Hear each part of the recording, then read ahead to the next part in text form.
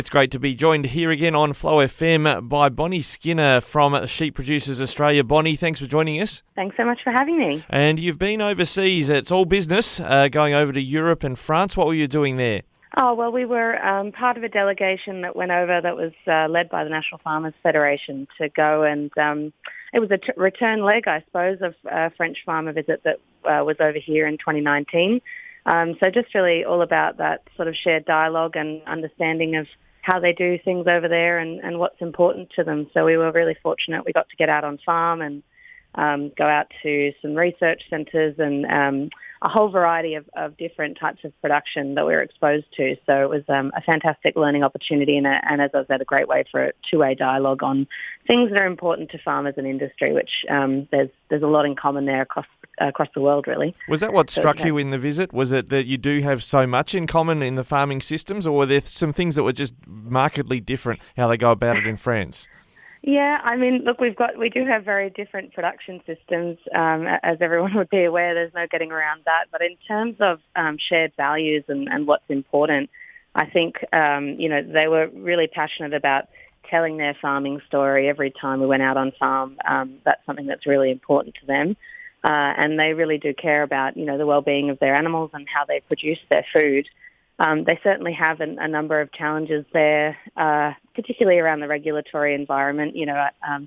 We're very fortunate here in Australia. We sort of take a bit, an outcomes approach to a lot of our regulation, whereas there it's much more prescriptive. So they're really up against it in some ways, which makes them really passionate about understanding how this trade arrangement will work for them But yeah, much more in common, particularly when it comes to sustainability and the challenges that we face in agriculture globally. Yeah, you mentioned sustainability there. I imagine they're passionate about it. If the European Union negotiations are anything to go by, Trade Minister Don Farrell told us recently across the agricultural sector in Australia, the EU negotiators are very keen to know our sustainability story, and I guess that's where, among other things, traceability comes into it. Yeah, it's all a part of that, and certainly when I was over there, talked a lot about the Australian sheep sustainability framework and the initiatives that we progress under that. I think most people, when they think of sustainability, it's just related to environment, but it's so much more broad than that. Ours sort of looks at industry priorities around animal care and well-being, as well as looking after our people and regional communities and labour. So it's across the gamut, and I think we have a lot to share with them in terms of what we're doing here in Australia about, what I think we're leading the way in a lot of instances around the sustainability story. So yes, it will be a big focus, and certainly the negotiations coming up at the end of April, it will be a big topic of discussion as well. Now, speaking of animal welfare, a frustration expressed by the Shadow Agriculture Minister David Littleproud recently on Flow, and a point made by one of our market commentators as well with live exports, is that if we cease doing live exports, that market demand will be filled by the likes of Somalia and Romania, where their standards might not be as high as ours. Is that a point that's being made within the consultations about the ban in Australia? Yeah, I think it's a point that's always been raised by ourselves and exporters and others in the live export supply chain is around, Australia's really strong contribution to improving welfare standards globally. It's, without question, we've got the best standards in the world when it comes to export and the guarantees that we have in market. So I think that's part of the argument. But really, going forward, the discussions with the panel at the moment, and some were held in Western Australia last week, it's really at the moment very much about trying to educate the people on the panel about, the live export supply chain and how critical that is, not just to, a lot of people in Western Australia, but also the broader industry across Australia as well, and other related industries. So that's part of the dialogue at the moment. Now, there can be dialogue, but you can also demonstrate, I guess, what's actually happening. I understand there's an initiative going on very soon regarding a live sheep vessel. Yeah, we do a lot of work with the Livestock Collective over in Western Australia, and next week I'll be going over for a vessel tour, and we've invited some key industry people along to that.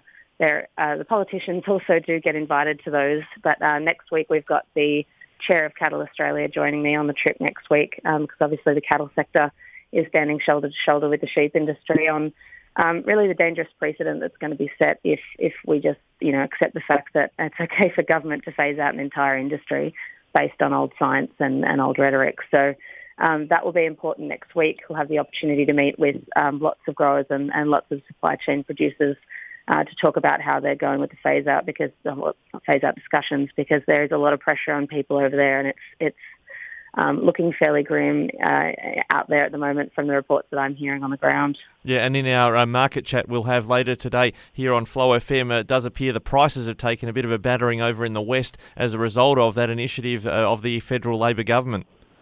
Yeah, that's right. That's the really, well, one of the really alarming things about this whole discussion, and trying to, promote that understanding to the panel and to the government that that's a real consequence of a shift in the supply chain that I don't, from what I can understand at the moment, is not well understood by the panel and certainly by the government at this stage.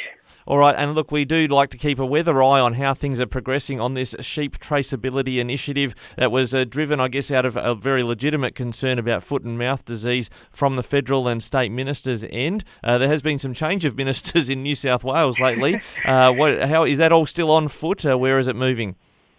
As far as I'm aware, everybody is still very much committed to the move to a national EID system, albeit we've got each state moving at slightly different paces. But yes, it's absolutely still a priority. And I think one thing that we've been pushing for at the National Task Force level with the other peak industry councils has been just to improve some of the transparency around the messaging, and but also the status of where each state is up to in its deliberations and negotiations around implementation of EID. So some have obviously committed to timelines. Some, like Western Australia, have already started rolling out funding for producers. Obviously this week we've seen the incentive program for tags for producers roll out in WA. So on the website we just want to have the ability for anybody to go and have a look to see where that's all up to. And I believe there should be something coming online later today, if not early next week, to give people a live update almost as best we can about what's going on in each state. That'd be really handy, because the metaphorical bag of money, you've just said WA's thrown something on the table, but we haven't yet seen something from some of our other states about